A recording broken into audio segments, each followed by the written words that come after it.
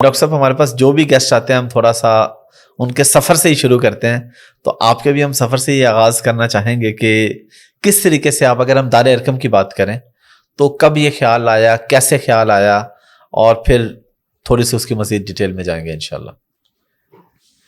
بسم اللہ الرحمن الرحیم۔ دیکھیے، پاکستان کے اندر کسی دار ارقم یا اس سے بھی کسی اچھے پرائیویٹ ادارے کا اصولی طور پر کوئی جواز نہیں ہے۔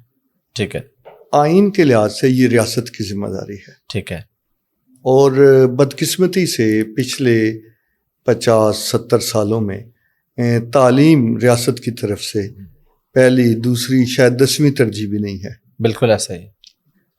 لہٰذا پرائیویٹ تعلیم جو ہے وہ پچھلے 30-40 سالوں سے بڑی ہے، اور وہ بے سمت ہے۔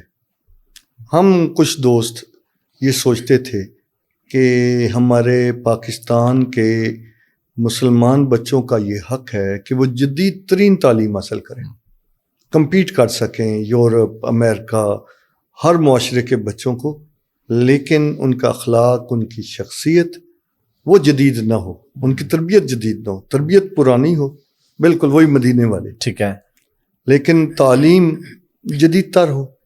اس نقطہ نظر سے ہم نے 90 میں ابھی اسٹوڈنٹ تھا، میں اس گروپ کا حصہ تھا، سرگودا سے دار ارقم کا آغاز ہوا۔ ٹھیک ہے، اور اس کا امتیاز یہ ہے کہ ایک پرائیویٹ اسکول جس کا 90 میں کوئی نام نہیں تھا، اور ابھی اس میں ایک بچہ بھی داخل نہیں ہوا تھا، لیکن ہمارے استاد محترم پنجاب یونیورسٹی کے وائس چانسلر جناب ڈاکٹر منیر الدین چغتائی صاحب رحمۃ اللہ علیہ میری درخواست پر سرگودا تشریف لے گئے۔ انہوں نے بڑے اخلاص اور محبت کے ساتھ اس اسکول کا افتتاح کیا، اور وہ بھی اس اجر میں شریک ہیں۔ بالکل۔ تو بس یہ مختصر ترین یہ ہے کہ میری واللہ اتنے سال، 33 سال سے یہ خواہش ہے کہ پرائیویٹ اسکول اور ادارے اس ملک کے مسائل کا حل نہیں ہے، وہ ایک عبوری عارضی بندوبست ہے۔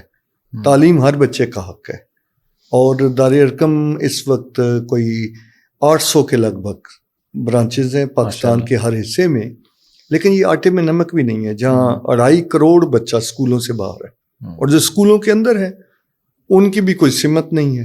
بالکل۔ لہٰذا بس یہی پس منظر تھا۔ تو دار ارقم، جی، اس کی کیا وجہ ہے یہ نام رکھنے کی؟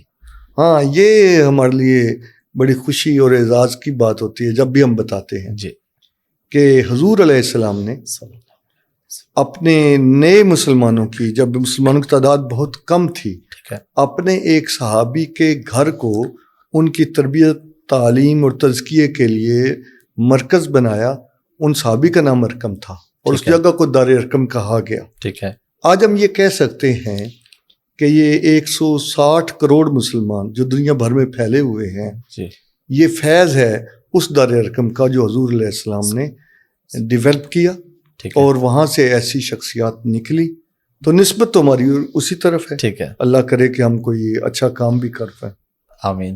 آلریڈی ماشاءاللہ اچھا کر رہے ہیں، تو تھوڑا سا کیونکہ ہمارے ذرا پوڈ کاسٹ میں لائٹر نوٹ پہ بھی گپ شپ ساتھ ہو رہی ہوتی ہے، جی جی جی، تو یہ سب تو مقصد اور یہ سب کچھ ٹھیک ہو گیا، تو ماشاءاللہ پیسے بھی اچھے کماتے ہیں دار ارقم سے، جی، یعنی کہ ایز اے بزنس اگر ہم اس کو لیں تو میرا خیال ہے کہ میری کوئی درجن سے زائد سپیچز ہوں گی پبلک میں، اور آن ریکارڈ ہیں، شاید 1-2 ٹی وی چینلز پہ بھی ہیں، جہاں میں نے بالکل اسٹریٹ فارورڈ کہا ہے کہ ہمیں یہ دعویٰ نہیں کرنا چاہیے کہ ہم کو مشن اور عبادت کے ساتھ وابستہ ہے، ہمارا بزنس ہے، ٹھیک ہے، اور مجھے فائدہ ہوا ہے اس بزنس کا، ٹھیک ہے، لیکن اگر اخلاص کے ساتھ، سچائی کے ساتھ اور حدود اللہ کا خیال رکھتے ہوئے بزنس کیا جائے تو وہ بھی عبادت ہوتا ہے۔ بالکل۔ الحمدللہ ہم جھوٹ نہیں بولتے، ہم بددیانتی نہیں کرتے، اور ہمیں اس سے مالی طور پر بھی فائدہ ہوا ہے۔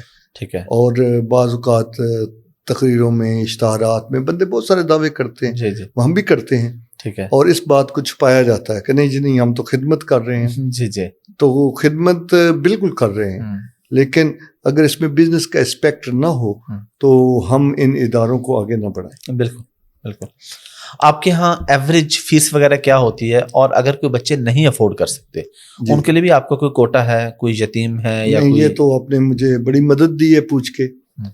میں کل فیصل آباد میں تھا, وہاں کوئی ہمارے 30 کے قریب اسکولوں کے ڈائریکٹرز تھے. ٹھیک ہے. ان کو میں نے کہا, اور پہلے دن سے ہمارے سارے دوست یہ کہتے ہیں, ٹھیک ہے, کہ یتیم کی فیس ہم نے معاف نہیں کرنی, بلکہ اس کی یونیفارم, اس کی کتابوں کی ذمہ داری بھی ہم اٹھاتے ہیں. اور ہم الحمدللہ ہمارا ریکارڈ بھی ہے. آپ کے پروگرام کی وسعت سے میں کہنا چاہتا ہوں کہ کسی جگہ یتیم بچے یا بچی کے لیے دار ارقم کے دروازے میں ذرا بھی بندش ہو تو ہم اس فرد کا شکریہ ادا کریں گے اور اپنی اس غلطی کی اصلاح کریں گے.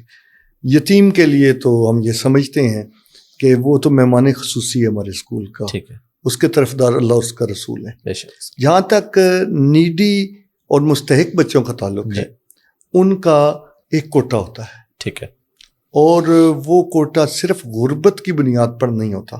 غریب ہونا ہمارے نزدیک میرٹ نہیں ہے. ٹھیک ہے. غریب ہو, بچہ لائق بھی ہو. ٹھیک ہے. مطلب جن کو چلیں, اگر آپ کیونکہ اگر وہ افورڈ نہیں کر پا رہا تو آپ اس پہ انویسٹ کریں نا. جی بالکل, انویسٹ کریں تو کوئی رزلٹ آنا چاہیے. جی. اور تیسری بات یہ ہے کہ اس وقت میں یہ دعویٰ کر سکتا ہوں کہ دار ارقم سکولز میں تعلیم ویسے ہی دی جا رہی ہے جو 25,000 سے 50,000 ماہانہ لیتے ہیں. ان کے ساتھ ہم نے کمپیٹ کیا ہے. ہر سال پنجاب کے کسی نہ کسی بورڈ میں ہمارے بچوں کی پوزیشن ہوتی ہے. 2023 میں دار ارقم سکول کے بچی ہے یہاں شاد باغ, اور اس نے پورے بورڈ میں ٹاپ کیا ہے ماشاءاللہ. لیکن ہماری فیس ایوریج 3500 آتی ہے. آپ ذرا اندازہ کریں. یعنی ہم کیونکہ انٹرنیشنل مارکیٹ میں کام کرتے ہیں جی تو $10 تقریباً فیس ہے مہینے. جی ایسے ہی ہے. اور اس میں بھی مجھے یہ بتاتے ہوئے کوئی فخر نہیں محسوس ہو رہا, قدر پریشانی ہے کہ ٹیچرز کو ہم مارکیٹ کے مطابق بہت اچھی تنخواہیں نہیں دے پاتے. اور یہ کنٹریبیوشن اور یہ کامیابی بھی ہم سے زیادہ, جن تھوڑے سے پیسے لگائے, ہم سے زیادہ اس ٹیچر کی ہے جس کا کوئی انٹرویو بھی نہیں کرتا, جس کا نام بھی نہیں آتا. لیکن آپ نے مجھے موقع دیا, میرا فرض بنتا ہے کہ میں اس خاموش کردار کی تعریف کروں جنہوں نے دار ارقم کو اس قابل بنایا ہے کہ آلموسٹ 3 لاکھ سے زیادہ بچے بچے ہیں ہمارے پاس. اور کبھی یہ نہیں ہوا کہ بورڈ میں پوزیشن مس ہوئی ہو.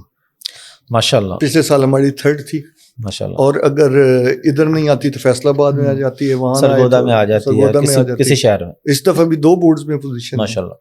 تو الحمدللہ اس لحاظ سے ہم سمجھتے ہیں کہ ٹیچر کو تنخواہ اچھی دینی چاہیے اور ہم اسے امپروو کرنا چاہتے ہیں. ٹھیک ہے. لیکن جو معاشرے کی صورتحال ہے تو ہم تو کاسٹ ہی لے رہے ہیں, اگرچہ اس کی بنیاد پر ہمارا اسٹیٹس اور ہمیں مادی فوائد ہوئے ہیں, مگر پہلی ترجیح یہ ہونی چاہیے کہ جو ہماری کمٹمنٹ ہے کمیونٹی کے ساتھ ہم اسے پورا کریں. وہ پورا ہونا چاہیے.